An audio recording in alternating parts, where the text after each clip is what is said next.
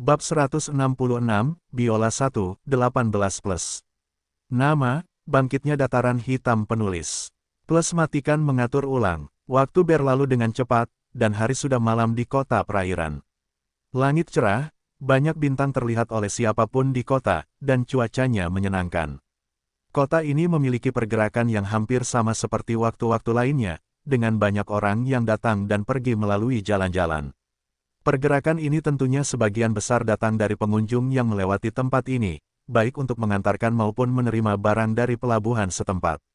Saat ini, banyak restoran yang sudah buka untuk shift malam, dan di beberapa bagian kota, aroma masakan lokal bahkan bisa tercium.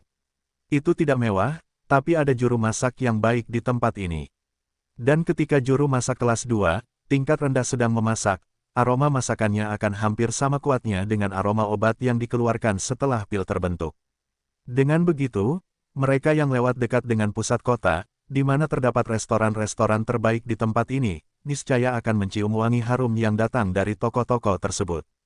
Akhirnya lampu-lampu kota sudah menerangi jalanan ketika akhirnya seorang wanita muda berambut hijau mendatangi sebuah gedung di wilayah barat kota perairan. Dia mengenakan gaun hitam, rambut hijaunya tergerai, sesekali tertiup angin sambil berjalan dengan senyuman di bibir cerinya. Dia kemudian melanjutkan menuju bagian dalam bangunan di depannya.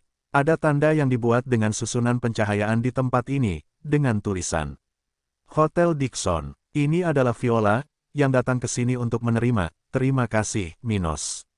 Setelah menyelesaikan urusannya, Viola pergi ke kediamannya, di dalam rumah pemerintah kota perairan, dan mandi air panas untuk bersantai sebelum akhirnya berangkat ke kemarilah. Dia sedikit bersemangat tentang apa yang akan terjadi selanjutnya sejak dia pindah ke sini. Dia tidak lagi memiliki pilihan bagus seperti saat dia berada di markas Stokes. Seorang wanita muda yang berpengalaman dan bebas seperti dia memiliki standarnya sendiri, namun sulit untuk mencapainya di tempat yang lebih kecil seperti ini di mana dia tinggal sekarang. Tidak banyak orang berbakat di sekitar sini, dan itu adalah masalah besar bagi seseorang yang bisa dianggap kecanduan seks, seperti dia. Dan dalam kaitannya dengan itu, seks tidak ada hubungannya dengan bakat seseorang, tapi itu tidak bisa dipungkiri, bahwa orang-orang yang lebih bertalenta mempunyai lebih banyak energi, penampilan yang lebih baik, dan bahkan lebih menyukai hal tersebut. Dan semua itu dapat berkontribusi pada penampilan selama kegiatan. Pokoknya Viola segera menuju ke lantai tempat kamar Minos berada. Setelah sampai di lokasi, dia mengetuk pintu kamar Minos sebanyak 3 kali hingga akhirnya steward muda datang menemuinya. Saat membuka pintu kamarnya, Minos hanya mengenakan celana panjang, membiarkan dadanya terlihat jelas agar Viola yang cantik dapat mengaguminya. Dia baru saja selesai mandi sebelum dia datang, jadi dia belum selesai berpakaian. Hehe, kalau kamu sudah sampai 1 menit lebih awal, aku masih akan mandi. Ucapnya sambil tersenyum sambil mengeringkan bajunya, rambut coklat dengan handuk putih.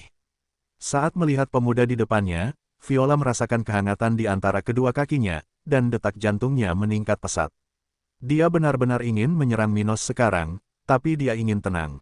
Sebelum berhubungan seks, menunjukkan perilaku tertentu bisa membuat orang lain takut, dan dia tidak tahu bagaimana reaksi pria itu terhadap hasratnya yang kuat.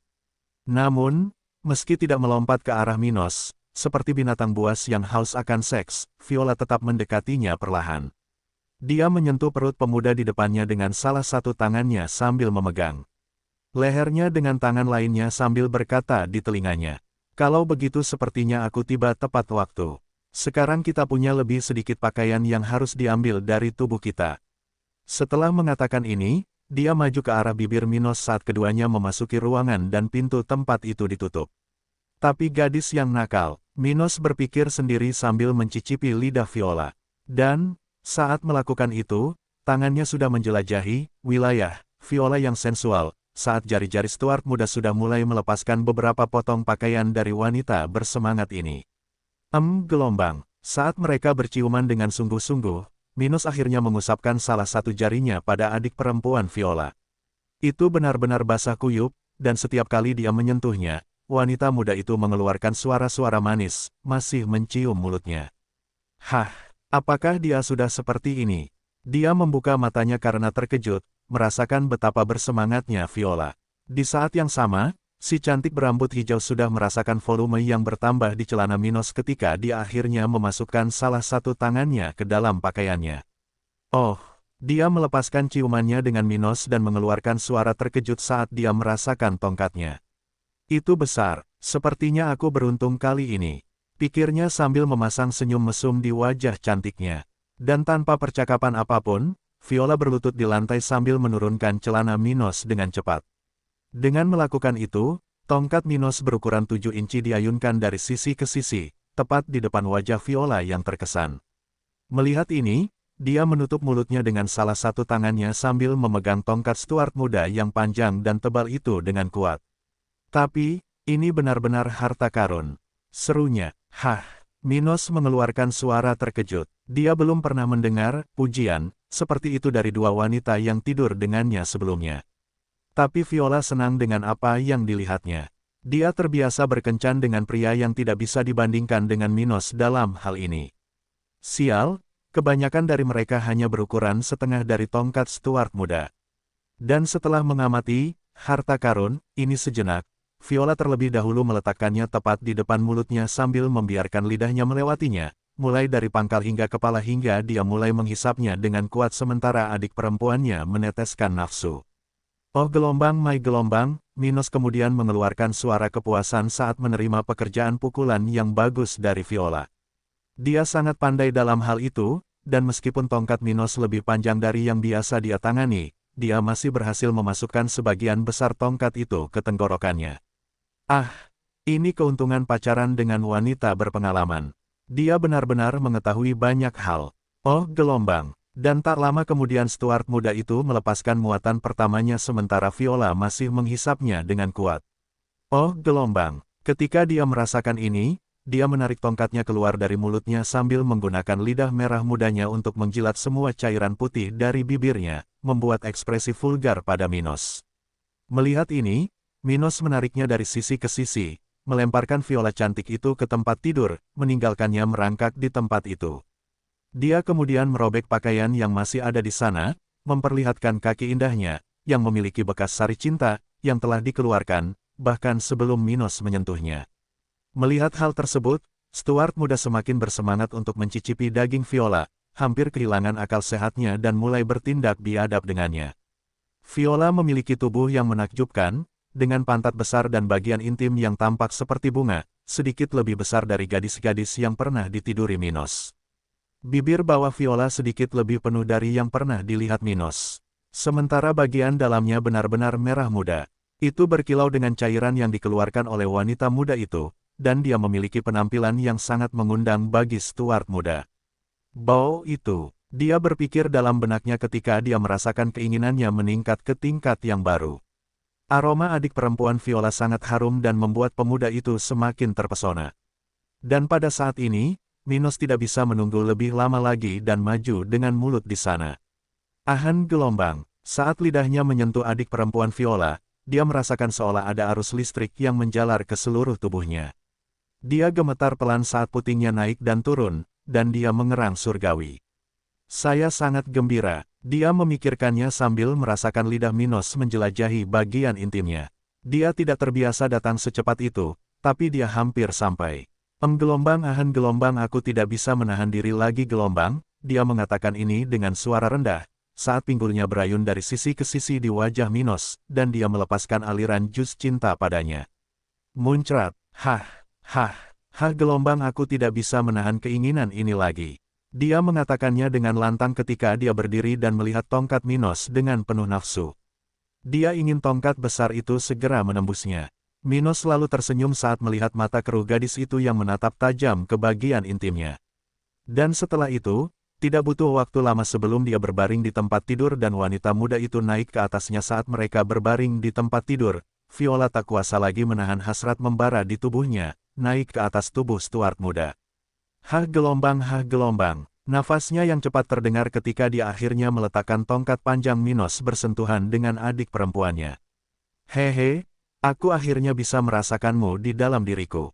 Dia berpikir sambil tersenyum. Dalam sepersekian detik, dia bersiap-siap menurunkan panggulnya di atas tubuh Minos. Ahan gelombang, saat tongkat Minos menembus lubang Viola, dia tidak bisa menahan suaranya, mengeluarkan erangan kepuasan yang keras. Seberapa besar, terlihat lebih besar di dalam diriku. Dia memikirkannya, mengayunkan pinggulnya di sekitar Minos. Di saat yang sama, saat Viola menurunkan tubuhnya di atas tongkat Minos, pemuda itu bisa merasakan sensasi surgawi yang dipicu oleh bagian intim Viola. Saat itu sangat basah dan panas, dan meskipun Viola sangat berpengalaman, adik perempuannya sangat tegang, sampai-sampai dia merasakan tongkatnya dipijat semakin keras, bahkan saat mereka tidak bergerak cepat.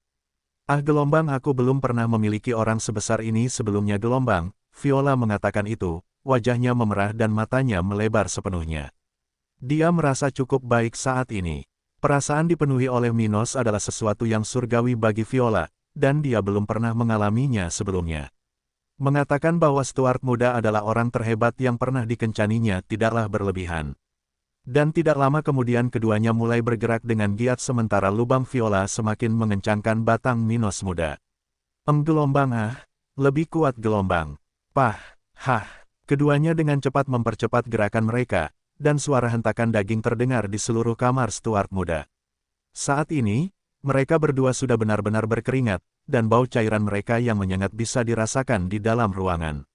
Ah gelombang kambing gelombang, muncrat. Dan saat keduanya melakukan gerakan piston, Viola mencapai orgasme ketiga malam itu ketika jus cintanya sekali lagi memata-matai tongkat Minos. Di saat yang sama, pemuda tersebut juga kembali mengirimkan beban berat, memenuhi rahim wanita muda sensual yang masih menungganginya. Wow, menurutku ini cumshot terbaik yang pernah kulakukan. Seru Minos. Viola pasti tahu bagaimana menggunakan tubuhnya untuk menyenangkan pria. Cara dia bergerak, semangat yang dia miliki saat melakukan setiap gerakan, semuanya ditujukan untuk kesenangan. Dan karena hasrat membara wanita muda tersebut terhadap hal itu, tidak hanya dia merasa lebih baik, tetapi juga pasangan seksualnya. Dan itu tidak berbeda dengan Minos. Pada saat itu, Minos berdiri dan dengan penuh gairah mencium bibir Cherry Viola, mengusap seluruh payudaranya. Saat itu cuaca sangat dingin, dan setiap kali dia menyentuh kedua bukit ini, wanita muda itu gemetar pelan. Bagaimanapun, semua bagian sensitif tubuh Viola terstimulasi pada saat ini, dan rangsangan minimal bisa membuatnya merasakan lebih banyak kenikmatan. Dan sementara itu, tongkat Minos masih berada di kedalaman gua Viola, tidak menunjukkan rasa lelah atau malas. Gelombang, muncrat. Keduanya kemudian akhirnya melepaskan ciuman mesra saat Viola bangkit dari Minos dan berbagai cairan mulai turun di antara kedua kakinya yang sempurna.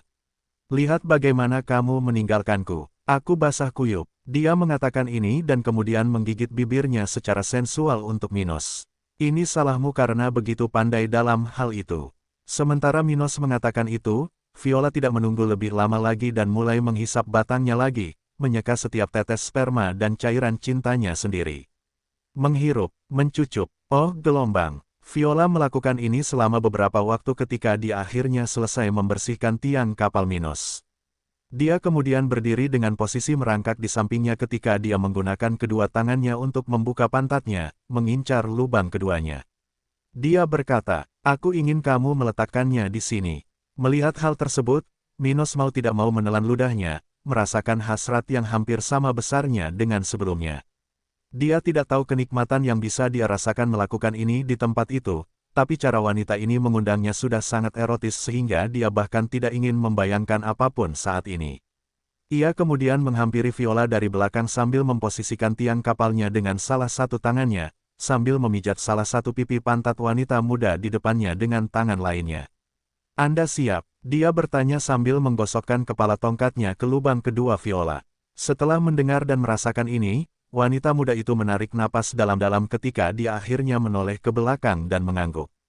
Dia mabuk kesenangan, dan hanya memikirkan apa yang akan terjadi selanjutnya. Viola hanya bisa menghela nafas sebagai antisipasi. Melihat sorot nafsu di mata pasangannya, Minos tak sabar dan perlahan mulai menusuk pantat Viola. Ah gelombang. Ketika dia merasakan tongkat Minos bergerak sampai ke dasar pantatnya, Viola hampir memutar matanya, mengeluarkan erangan surgawi, yang, jika bukan karena susunan isolasi yang telah disiapkan pemuda itu sebelumnya, maka seluruh hotel akhirnya akan mendengar ini. Waktu berlalu dengan cepat, dan Minos serta Viola telah berganti posisi beberapa lusin kali.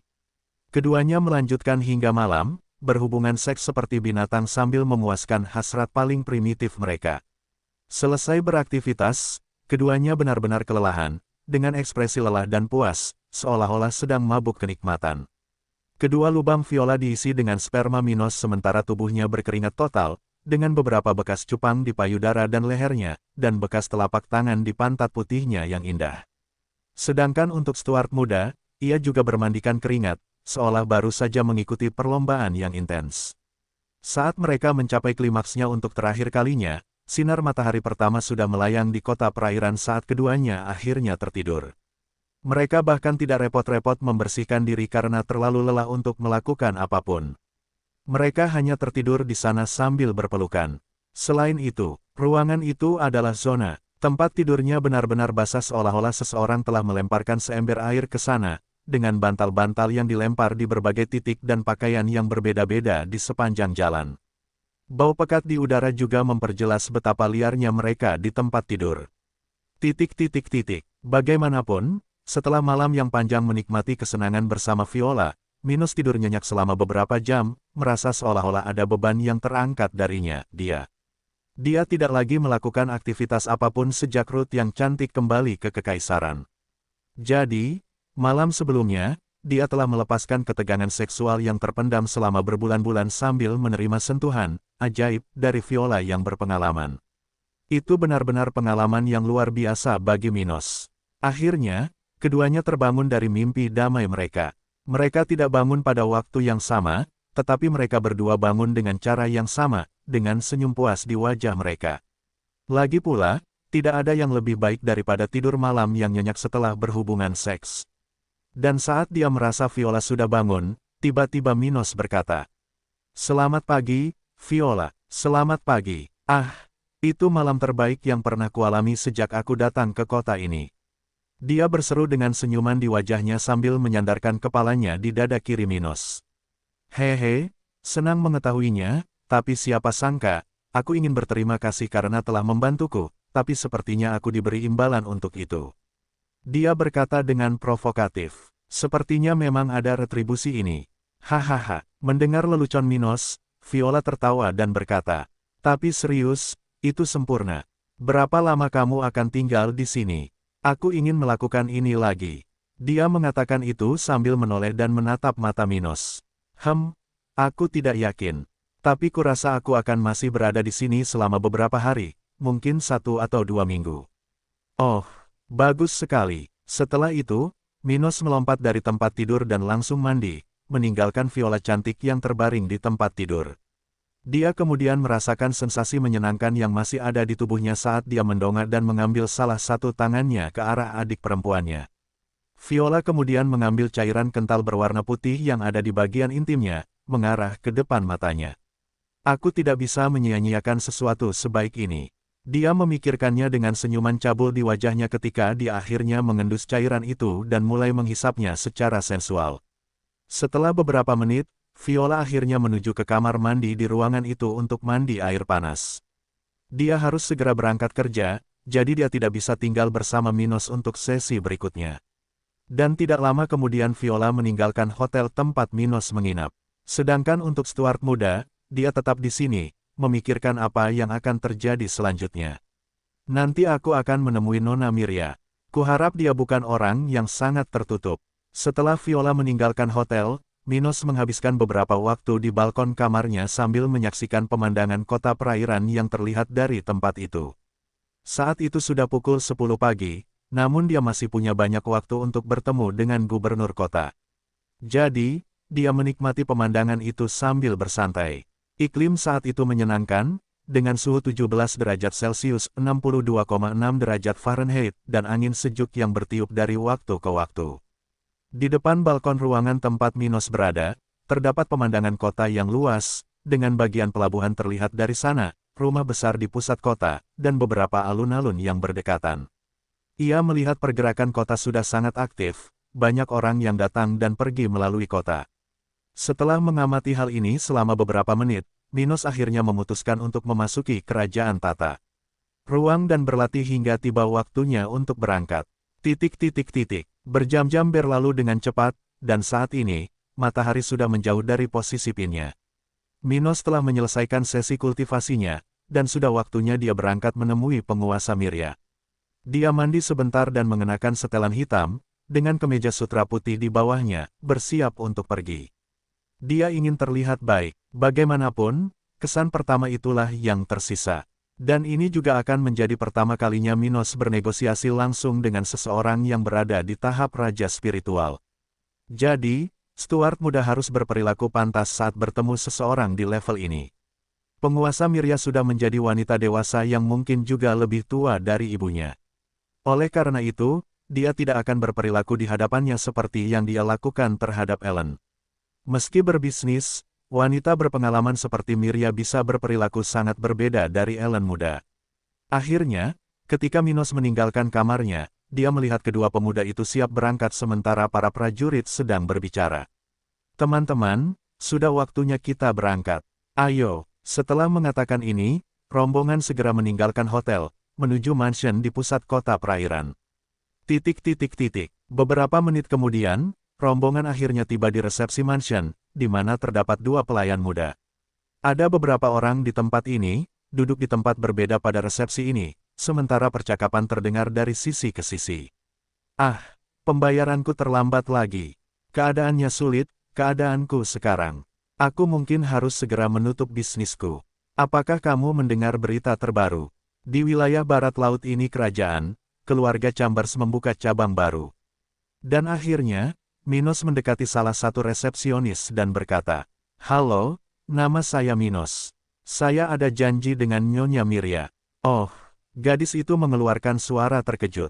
Tidak biasa baginya melihat orang-orang datang menemui gubernur setempat. Beri aku waktu sebentar. Dan tepat setelah itu, dia mengeluarkan sebuah buku dari laci dan kemudian mencari sesuatu, ketika dia akhirnya tersenyum dan menatap ke arah Minos. "Tuan Minos, ikutlah dengan saya. Nyonya Mirya sudah menunggu Anda." Setelah memastikan bahwa Minos memang punya janji dengan Mirya, dia menuju ke ruangan tempat penguasa biasanya menerima pengunjung, sebagian lebih jauh dari pintu masuk mansion. Rombongan mengikuti resepsionis muda tersebut, dan setelah beberapa menit, mereka akhirnya sampai di tempat Mirya berada. Mereka berada di sebuah koridor dengan beberapa sofa terbentang, sementara di tempat itu terdapat banyak pintu. Dan salah satu dari mereka, yang terbesar dari semuanya, masuk ke ruangan tempat Mirya menunggu Minos. "Nyonya Mirya, Tuan Minos sudah datang." Resepsionis mengatakannya setelah memasuki kamar sendirian. Mirya yang sedang duduk di kursi kulit mengalihkan perhatiannya dari buku yang sedang dibacanya lalu berkata, "Biarkan dia masuk." Setelah itu, resepsionis meninggalkan ruangan dan menuju koridor, tempat Minos dan teman-temannya menunggu. "Tuan Minos, Nyonya Mirya mengundang Anda untuk masuk." Lee, Allison, ikut aku. Sisanya bisa menunggu di luar." Setelah itu, ketiganya memasuki tempat itu. Sesampainya di dalam ruangan itu, mereka bisa melihat sebuah tempat yang menawan, dengan beberapa tanaman hias, gambar-gambar indah yang menggambarkan kota perairan, dan beberapa perabotan dekoratif, serta beberapa buku di rak. Dan di tengah ruangan, seorang wanita dewasa sedang duduk di kursi kulit. Dia memiliki rambut hijau dan penampilan menawan, yang pastinya bisa menarik perhatian anak muda seperti Minos. Dan dia berpakaian secara provokatif, dengan gaun merah, yang menunjukkan betapa bagusnya tubuhnya. Melihat ini, Minos tersenyum dan memikirkan sesuatu. Dia sangat mirip dengan Viola. Mereka pasti ibu dan anak. Di saat yang sama, kedua pemuda yang menemani Minos duduk di sofa di sana dan memperhatikan wanita itu dengan seksama. Ini adalah pertama kalinya keduanya melihat seseorang di panggung raja spiritual, jadi mereka merasa hormat padanya. Saat ini, mencapai tahap itu adalah tujuan kedua anak muda tersebut, jadi mereka senang bertemu dengan orang seperti itu. Pada saat yang sama ketika kelompok Minos mulai menetap, Mirya memperhatikan mereka dengan cermat. Dia segera menyelidiki kekuatan ketiganya, menemukan bahwa mereka berada di level 42, 31, dan 30. Setelah merasakan ini, dia terkejut dengan kekuatan ketiganya, karena dia dapat melihat bahwa mereka semua masih sangat muda. Selain itu, dia bisa mencium bau kuat yang berasal dari Minos, wewangian yang sangat dia kenal. Itu adalah bau alami putrinya, Viola. Seperti yang diharapkan, dia berpikir dalam hati, memikirkan bagaimana putrinya tidak melewatkan kesempatan untuk mendapatkan pemuda jantan seperti Minos. Dia lalu berkata, "Senang bertemu dengan Anda, Nyonya Mirya." Dia kemudian memberi isyarat dengan tangannya, diarahkan pada kedua pemuda itu, dan melanjutkan. "Ini Lee dan Allison, dan saya sedang melatih mereka berdua. Jadi, saya harap Anda tidak keberatan dengan mereka berdua di sini." "Wah, ada baiknya anak muda belajar sejak dini," komentarnya dengan senyum ramah di wajahnya. "Tetapi saya harus memberi selamat kepada Minos muda. Saya belum pernah melihat orang semuda mereka berdua, sudah berada di tahap keempat kultivasi. Minos muda pasti mewakili kekuatan yang kuat di wilayah kita. Mungkin kamu menyembunyikan nama keluargamu?" Dia bertanya, dengan salah satu jarinya menyentuh bibir Cherry-nya.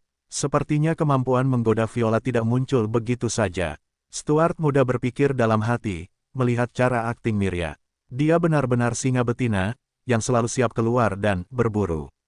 "Haha, Nyonya Mirya sangat pintar. Tapi akan lebih baik bagi semua orang jika aku tidak membicarakannya. Pokoknya, aku punya tawaran bagus untukmu." "Oh itu benar. Baiklah, karena saya belum cukup mengenal Nyonya Mirya, saya tidak akan menjelaskan seluruh detailnya. Tapi saya ingin membuat kesepakatan dengan kota perairan mengenai populasi pengangguran di tempat ini. Jadi, ini tentangnya, ya, aku tidak bisa membuat kesepakatan di mana hanya pihakku yang kehilangan sesuatu. Jika beberapa penduduk kita pergi, bahkan jika mereka menganggur, kita akan kehilangan banyak kristal dengan itu." Dia berkata dengan nada tidak puas. "Aku tahu itu. Jadi, aku akan membayarmu 100 kristal tingkat rendah untuk setiap pengangguran yang setuju untuk meninggalkan tempat ini dan ikut denganku ke daerah lain." Minos mengatakan itu sambil menatap mata Mirya. "Apa?" dia berseru sambil segera bangkit dari kursinya. Mirya mau tak mau merasa takut dengan tawaran Minos ini. Karena itu sungguh sulit dipercaya. Berdasarkan perhitungan Mirya, ini bisa menghasilkan 1,5 juta hingga 2,2 juta kristal tingkat rendah. Lagi pula, selain para pengangguran, masih ada anggota keluarga yang bersama mereka, yang berjumlah lebih dari 20.000 orang yang bisa masuk dalam kelompok yang dicari Minos. Tentu saja, orang-orang ini tidak akan meninggalkan keluarganya, jadi dia harus membayarnya juga. Dan bagi Mirya, ini adalah kristal spiritual dalam jumlah yang sangat besar, yang membutuhkan waktu lama untuk dikumpulkan oleh kota ini. Untuk pajak yang dikenakan saat ini, dikurangi biaya operasional pemeliharaan wilayah kota perairan ini, tempat ini akan membutuhkan waktu 3 hingga 4 tahun untuk mendapatkan keuntungan lebih dari 1,5 juta kristal. Dengan itu, jumlah kristalnya cukup besar, dan semua ini dilakukan untuk menghilangkan orang-orang yang hampir tidak menghasilkan pendapatan lokal. Lagi pula, para pengangguran membayar pajak daerah sebesar 4 kristal tingkat rendah setahun dan hampir tidak menghabiskan waktu di kota. Itu karena tidak banyak kristal yang tersisa, dan kota perairan tidak seperti kota kering. Di kota kering, penguasa setempat sebenarnya adalah pemilik seluruh tanah, kecuali bangunan di dalam kota. Tapi itu hanya karena tidak ada gunanya bagi siapapun untuk membeli tanah di dataran hitam. Oleh karena itu, seluruh wilayah itu adalah milik penguasa setempat.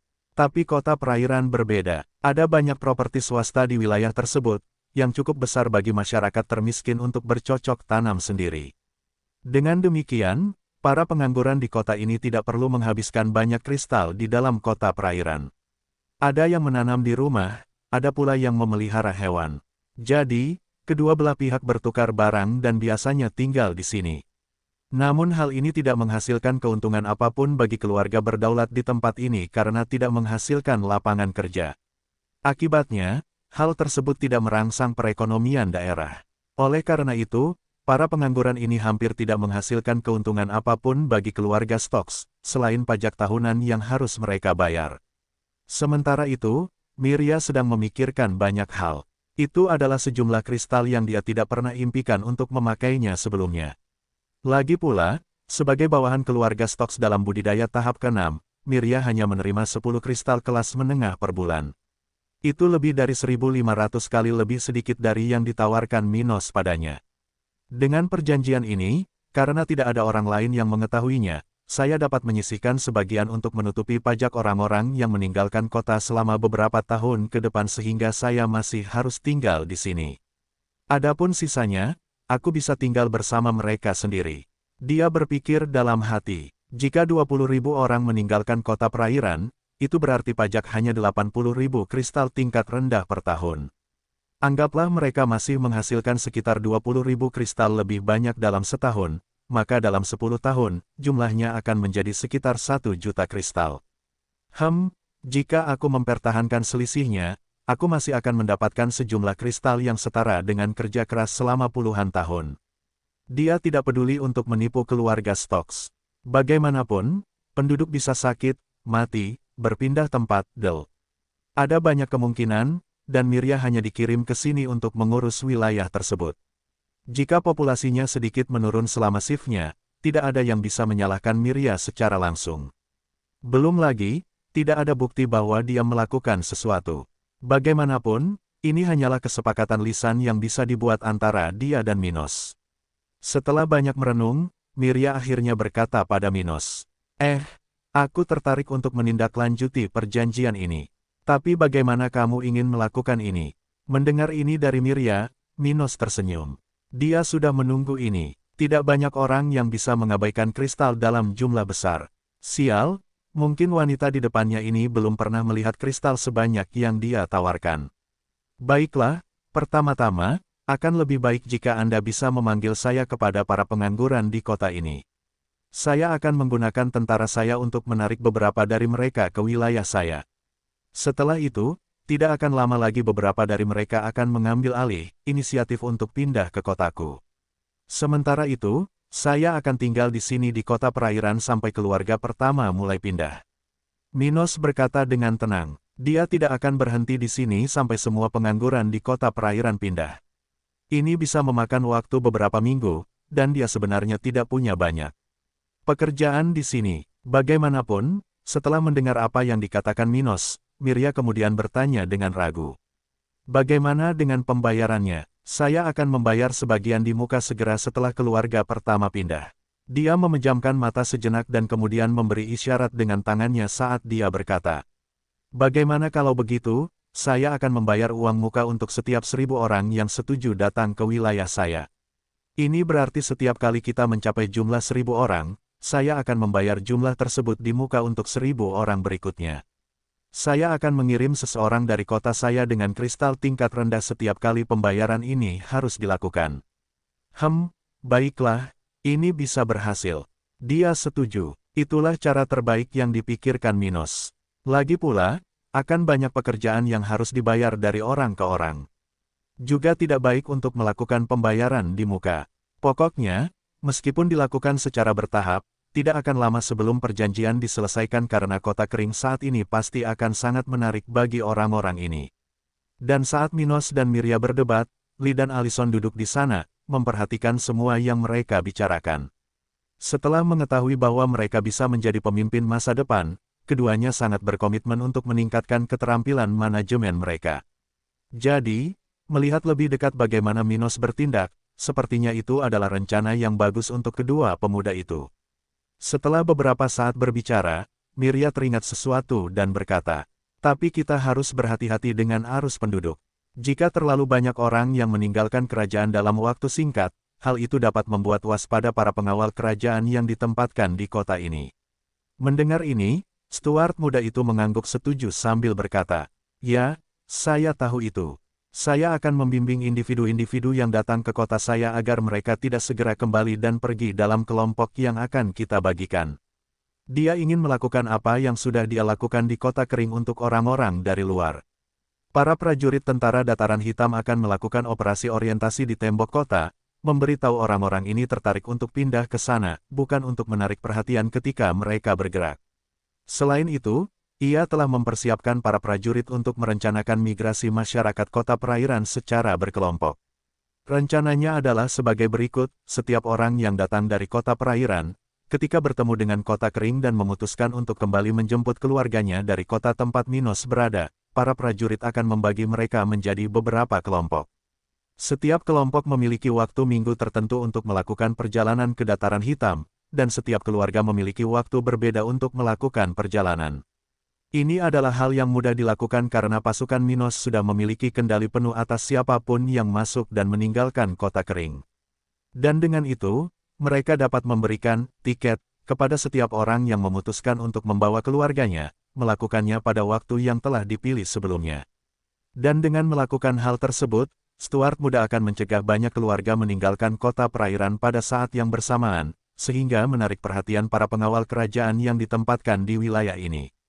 Adapun bagi mereka yang tidak menaati perintah itu, mereka hanya akan dilarang memasuki kota kering dan akan kehilangan hak untuk tinggal di sana.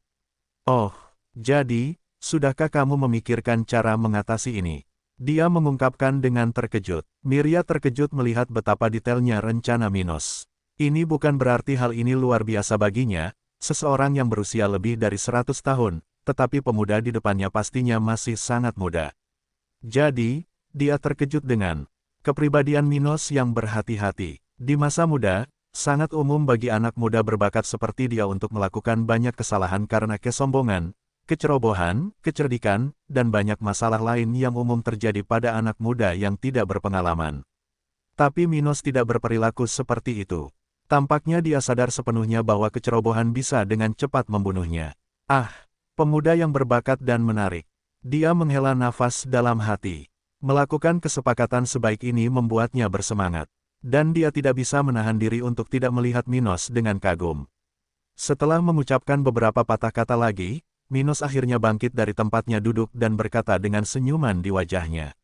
Yah, kalau hanya itu, ayo kita akhiri di sini.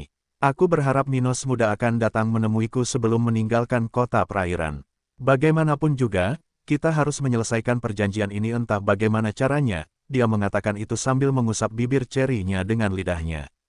Melihat hal ini, kedua pemuda yang menemani Minos memiliki pemikiran berbeda di benak mereka sambil tersipu. Li hanya berpikir wanita ini cantik, tapi Alison sudah mengerti maksud Miria. Usia keduanya sudah di atas 12 tahun, dan tanda-tanda kedewasaan sudah mulai terlihat pada keduanya. Terlebih lagi, Alison adalah seorang gadis, dan karena itu, dia memiliki kecerdasan emosional yang jauh lebih maju daripada Li. Jadi, dia tahu bahwa wanita ini entah bagaimana sedang merayu Stuart muda. Di saat yang sama, Minos tersenyum ketika mendengar kata-kata Miria, merasakan deja vu. Mereka sangat mirip, seperti halnya Viola. Saya berpikir bahwa seorang anak perempuan ingin berbeda dari ibunya, tetapi siapa yang bisa mengatakan bahwa mereka sama persis? Di tengah perbincangan mereka, Miria sempat memastikan kepada Minos bahwa Viola adalah putri kandungnya. Jadi, Stuart muda yakin dengan hubungan mereka. Dia lalu berkata, hehe, tentu saja, kita akan bertemu nanti. Aku akan menunggu ini. Setelah itu, Minos dan kelompoknya meninggalkan rumah pemerintahan kota perairan, kembali ke Hotel Dixon, tempat mereka menginap. Minos telah meminta dua tentaranya untuk tetap tinggal dan mengumpulkan informasi dengan tim Miria sehingga mereka dapat memulai pekerjaan perekrutan mereka sesegera mungkin. Sedangkan sisanya, mereka akan berlatih di hotel sambil menunggu semua ini selesai. Aku ingin tahu apakah ada kemungkinan aku bisa tidur dengan ibu dan anak perempuanku pada saat yang bersamaan. Minos memikirkannya ketika dia kembali ke hotel. Pemikiran sederhana itu telah memancing senyuman kotor di wajah pemuda itu, yang sedang memikirkan bagaimana rasanya melakukan tindakan surgawi tersebut. Hahaha, sudahlah, mari lihat apa yang terjadi. Beberapa jam telah berlalu sejak Minos meninggalkan rumah pemerintahan kota perairan setelah menyelesaikan kesepakatannya dengan Miria. Saat itu, para prajurit TNI yang tetap tinggal untuk mengumpulkan informasi, sudah kembali ke Hotel Dixon. Mereka mendapat setumpuk data dari tim Miria yang bisa membantu kelompok Minos. Pemerintah kota perairan tidak dapat mencatat apa yang dilakukan setiap penduduknya karena hanya melakukan sensor setiap 20 tahun sekali. Jadi, mengetahui secara pasti siapa saja yang menganggur saat ini akan sangat sulit. Namun, pemerintah daerah masih memiliki data terkait rata-rata bakat penduduknya, di mana masyarakat tersebut tinggal, dan wilayah kota mana yang kurang lebih berkembang. Dengan begitu, prajurit Minos pasti punya ide bagus di mana mencari penduduk pengangguran ini. Bagaimanapun, menurut informasi yang diperoleh, ada lingkungan kurang berkembang di sisi utara kota di mana banyak penduduk dengan talenta kulit putih tinggal. Karena itu, Minos memutuskan untuk mengirim tentaranya ke sana agar mereka dapat mulai mengiklankan kota kering. Lagi pula, peluang mereka akan lebih besar dengan pergi ke tempat seperti ini, yang tampaknya paling terbelakang di kota, di mana orang-orang mungkin mencari jasa untuk bekerja. Saat Minos dan dua pemuda berlatih di kerajaan tata ruang, 5 tentara yang bepergian bersama mereka sudah tiba di sisi utara kota perairan. Begitu Minos mendapat informasi dari tempat itu, ia tidak menunda-nunda dan langsung memerintahkan kelima sersan tersebut untuk memulai dinas ini. Lagi pula, meskipun tempat ini tidak besar, mereka tidak hanya ingin beriklan ke seluruh kota untuk mengetahui bahwa mereka sedang merekrut. Ini adalah layanan yang harus dilakukan secara diam-diam sehingga hanya orang-orang biasa, target Minos, yang mengetahui apa yang sedang terjadi. Tentu saja, Minos tidak mempunyai ilusi bahwa dia bisa merahasiakan ini. Tetap saja, selama hal itu tidak sampai ke telinga para prajurit kerajaan Cromwell, maka semuanya bisa diterima olehnya.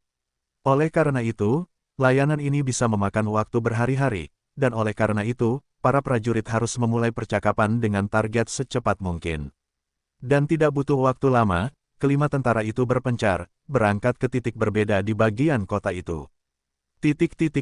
Di jalan yang sibuk di sisi utara kota perairan, banyak properti menempati area yang luas, satu sama lain.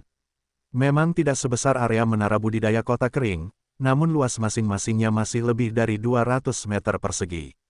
Dari beberapa properti tersebut, terdapat pagar kayu yang memisahkan tempat tersebut dengan jalan raya tanpa menyembunyikan apa yang ada di dalam ruang tersebut. Banyak rumah-rumah sederhana yang masih terlihat dari pinggir jalan, sementara dari beberapa lokasi, mereka yang melewati tempat ini bisa melihat tanaman-tanaman kecil di beberapa rumah, sementara di lokasi lain masih terdapat binatang. Namun tidak hanya itu, prajurit Eden yang sedang melewati tempat ini pada saat itu juga dapat melihat bahwa ada juga beberapa tempat yang terdapat bengkel pertukangan, toko daging di halaman belakang beberapa lokasi, dan area penjualan makanan, mirip dengan batangan berukuran kecil. Tempat ini terlihat sangat sederhana, pikir Eden dalam hati. Dia adalah salah satu prajurit yang bergabung dengan pasukan Minos setelah berpindah dari kota kuning ke kota kering. Dan dengan demikian, dia bisa memahami realitas tempat ini. Lagi pula, dia adalah seorang pengangguran saat masih tinggal di kota kuning. Jadi, Eden paham betul cara kerja tempat seperti ini. Dari pengalamannya, warga di sini mungkin bertukar jasa agar bisa tetap hidup, meski banyak di antara mereka yang tidak memiliki pekerjaan tetap. Penduduk di tempat itu seharusnya memelihara hewan dan menanam tanaman yang lebih sederhana di rumah mereka. Pada saat yang sama, beberapa penduduk pergi berburu ke luar kota, membawa sumber daya mereka ke toko daging setempat. Dengan demikian, mereka dapat menjual daging dan bagian-bagian hewan buruan, seperti kulit, tulang, bulu, dan lain-lain. Selain itu, terdapat sedikit pasokan sumber daya dalam komunitas seperti ini, yang memungkinkan para pengangguran untuk terus hidup. Namun, itu saja, tidak ada cadangan sumber daya, dan orang-orang ini mungkin sangat membutuhkan di masa-masa sulit. Tanpa cadangan kristal dan tanpa pekerjaan yang menjamin pendapatan orang-orang tersebut, suatu saat mereka bisa mengalami cedera atau bahkan penyakit yang menghalangi mereka melakukan pekerjaan sembarangan tersebut. Dan tanpa itu, mereka akan tersesat. Banyak yang harus menyaksikan orang-orang yang mereka kasihi meninggal secara perlahan karena mereka tidak mempunyai cukup kristal untuk membayar dokter atau pil spiritual ketika diperlukan. Ini adalah kehidupan sulit yang harus dilalui banyak orang. Eden sendiri sudah putus asa sebelum Minos tiba di kota kuning. Dia kemudian melanjutkan ke sebuah rumah yang tampaknya memiliki sebuah bangunan kecil. Ada beberapa meja di luar tempat itu, di area yang ditutupi atap sederhana. Ini tampak seperti bar kecil, tempat minuman dan makanan sederhana disajikan di tempat miskin seperti ini. Bagaimanapun, Eden memasuki tempat itu dan melihat ada beberapa orang di sana. Beberapa tampak sedang makan siang, sementara yang lain minum dan mengobrol di dekat pintu masuk bar ini. Dia lalu menuju ke counter yang terdapat beberapa minuman di rak dan juga menu yang terpampang di dinding. Seorang pria parubaya sedang melayani dua orang di tempat itu sambil mengenakan celemek panjang dan topi di kepalanya. Anak muda, tunggu sebentar, dan sampai jumpa lagi.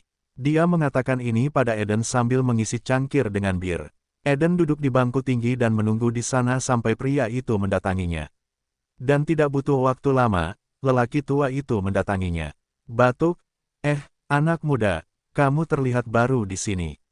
Dari mana asalmu? Dia bertanya sambil menatap mata Eden, dengan senyuman di wajahnya. Aku dari Kerajaan Ombak. Kerajaan Ombak? Ya, aku sudah lama berada di sana. Lagi pula, apakah kamu sudah memutuskan apa yang kamu inginkan?